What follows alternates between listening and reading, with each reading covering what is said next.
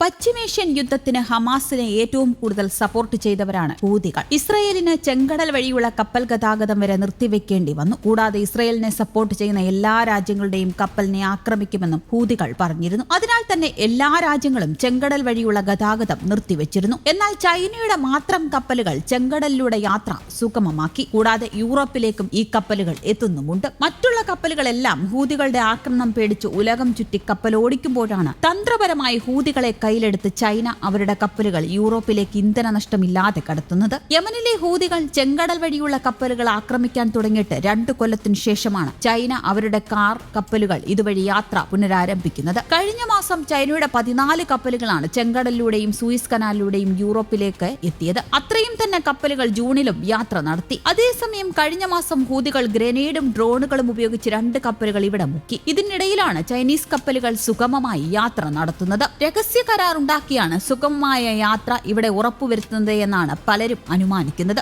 അവരുടെ കപ്പലുകളെ ആക്രമിക്കരുതേ എന്ന് ഹൂതികളോട് പറയുകയും അവരുടെ കപ്പലുകൾ വരുന്നതായി കൃത്യമായ സൂചനകൾ അവർക്ക് നൽകുന്നതായും വ്യക്തമാണ്. ഏഷ്യയിൽ നിന്ന് യൂറോപ്പിലേക്കുള്ള യാത്രയിൽ ചെങ്കടൽ സൂയിസ് കനാൽ വഴി പോകുമ്പോൾ ഒരു കപ്പലിന് ലാഭിക്കാൻ കഴിയുക 18 ദിവസം വരെയാണ്. ആഫ്രിക്ക ചുറ്റിപ്പോകുന്ന കപ്പലുകളേക്കാൾ വൻ ലാഭമാണ് എണ്ണയുടെ കാര്യത്തിൽ കപ്പലുകൾക്ക് ലഭിക്കുക. കപ്പൽ ഉടമകൾക്കും ചരക്കുമായി ബന്ധപ്പെട്ടവർക്കും അതേസമയം വൻ നഷ്ടമാണ് ചുറ്റിപ്പോകുമ്പോൾ ഉണ്ടാവുക. കടലിലെ മലിനീകരണത്തിന്റെ തോതും വളരെ കൂടുതലായിരിക്കും. ചൈനയുടെ ഉടമസ്ഥതയിലുള്ള കപ്പലുകളെ കൂടാതെ തെക്കൻ കൊറിയയുടെ കാറുകൾ കൊണ്ടുപോകുന്ന കപ്പലുകളും ഇതുവഴി സുഗമമായി കടന്നുപോകുന്നുണ്ട്. അതേസമയം ഇത് ശരിവെക്കുന്ന രീതിയിലുള്ള പ്രതികരണമാണ് ചൈനീസ് വിദേശകാര്യ മന്ത്രാലയം പുറപ്പെടുവിപ്പിച്ചത്. ചൈന യമനിലെ ഹൂതികളുമായി ബന്ധപ്പെട്ട പ്രതിസന്ധി പരിഹരിക്കാനായി വളരെ ശക്തമായ നീക്കമാണ് നടത്തിയിട്ടുള്ളത് എന്നും എത്രയും വേഗം പ്രശ്നപരിഹാരത്തിനുള്ള നീക്കങ്ങൾ ചൈനയുടെ ഭാഗത്തു നിന്നുണ്ടാകുമെന്നും അവരുടെ എഴുതി തയ്യാറാക്കിയ മറുപടിയിൽ പറയുന്നുണ്ട്. യമനിൽ ഹൂതി വിമതർ നടത്തിയ ആക്രമണങ്ങളെ തുടർന്ന് അമേരിക്കൻ കപ്പലുകളിൽ 3/4 ഭാഗവും ചെങ്കടൽ വഴിയുള്ള സമുദ്രപാത ഒഴിവാക്കിയതായി റിപ്പോർട്ടുകളുമുണ്ട്.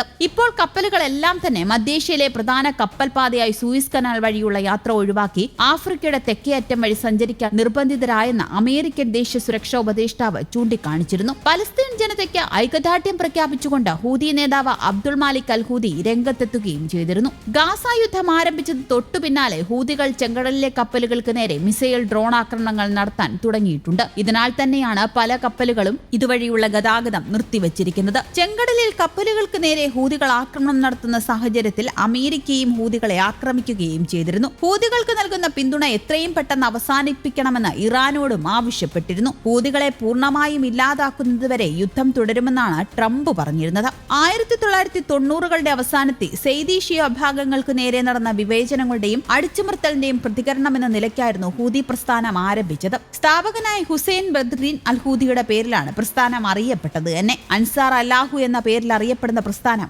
ആദ്യമായി ഉത്ഭവിക്കുന്നത് യമന്റെ വടക്കൻ ഭാഗങ്ങളിൽ നിന്നാണ്. News desk Kerala Kaumudi.